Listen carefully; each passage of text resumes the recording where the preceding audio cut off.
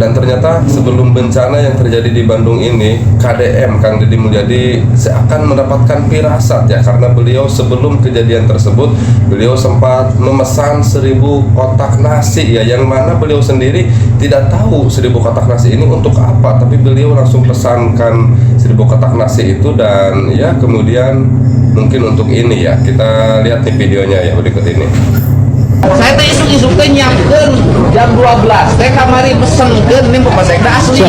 Saya jam 12 tuh kemarin tiba-tiba memesankan ini 1000. Siap. Saya juga nggak tahu buat apa. Saya hari ini adalah kita ingin secara bertahap untuk mengangkat jenazah dan setelah itu merecovery lingkungan di sini.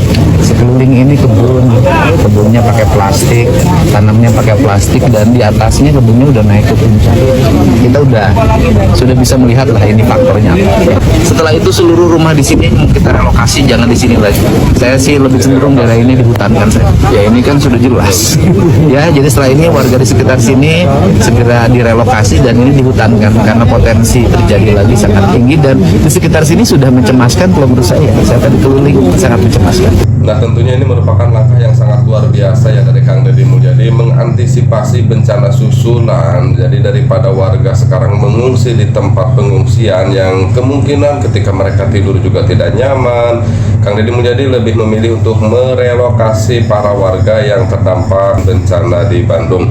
Dan sekali lagi saya ucapkan untuk semua korban bencana di Bandung, kami turut berduka, kami turut berbelasungkawa. Mudah-mudahan mereka yang menjadi korban bencana di Bandung yang wafat mudah-mudahan diwafatkan dalam keadaan husnul khotimah, dan untuk semua keluarga yang ditinggalkan mudah-mudahan diberikan kesabaran, amin ya robbal alamin. Mungkin saja ini salah satu bentuk firasat dari seorang pemimpin yang benar-benar ketika mencintai warganya seakan-akan ada firasat apa yang harus saya lakukan untuk warga yang saya cintai. Mungkin seperti itu juga ya.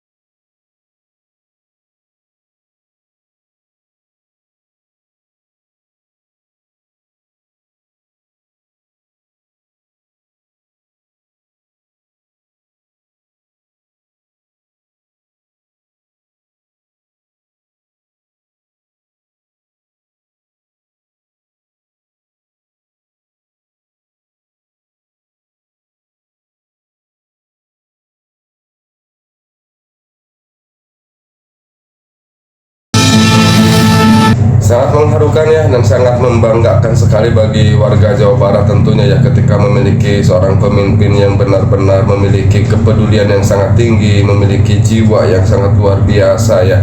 Kang Deddy Mulyadi tidak hanya sekedar hadir sebagai seorang pemimpin, tapi beliau benar-benar hadir sebagai bapak bagi warga Jawa Barat ya.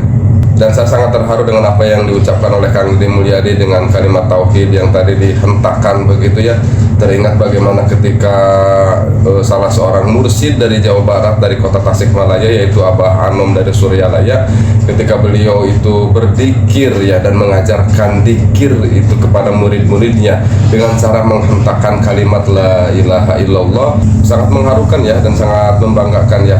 Nah, jadi para korban bencana longsor di Bandung ini tidak dibiarkan oleh Kang Deddy Mulyadi berada dalam pengungsian ya. Jadi Kang Deddy Mulyadi lebih memilih agar mereka semua bisa mencari tempat kontrakan, tempat tinggal sementara sebelum nantinya mungkin direlokasi, mungkin daripada mereka berada di tempat pengungsian yang mungkin tidak membuat nyaman lah ketika mereka semua mengungsi di tempat tersebut. Kang Deddy lebih memilih bagaimana caranya mereka untuk sementara waktu ya lebih baik ya mencari kontrakan terlebih dahulu untuk tempat tinggal sementara. Nah, kita lihat nih bagaimana videonya ya. Iya, ya. Daripada di sini tambah jadi stres, tidur susah, ke air susah. Malam ini, hari ini juga sore ini saya siapkan 10 juta per kepala keluarga untuk cari kontrakan. Benar nggak? Daripada tinggal di sini pusing, bener nggak? Udah, nanti saya siapin per kepala keluarga 10 juta, mau di saudaranya, mau cari kontrakan terserah ya, yang terserah sehingga bisa mulai malam ini kontak sekarang ada saudara siapa ke kontrakannya masing-masing, lumayan lah minimal untuk 2 bulan ada bakal dulu 10 juta ya. Nanti keluarganya yang meninggal kami siapkan 25 juta untuk biaya tahlil dan sejenisnya ya. Dan ya teman ya, karena kalau di sini orang datang lihat malah jadi stres, tambah sedih, bener gak? Ya, setuju tak? Nah, tunggu sekarang nanti data siapa Pak? Yang ini dalam perubahan cakupan lahan ini sudah berubah semuanya jadi kebun sayur dan tanaman bunga. Sudah habis, kelihatannya bukit, di sini ada aliran sungai. Nah, mungkin ini salah satu problem permasalahannya yang terjadi ya ketika kebun atau hutan yang berubah menjadi kebun sayur ya tentunya tidak bisa untuk menampung atau menahan derasnya air, mungkin seperti itu ya, sehingga tanah-tanah di sana pun ikut terseret oleh derasnya air. Ini mungkin salah satu faktor penyebab longsor ya. Ini lagi pengambilan aja.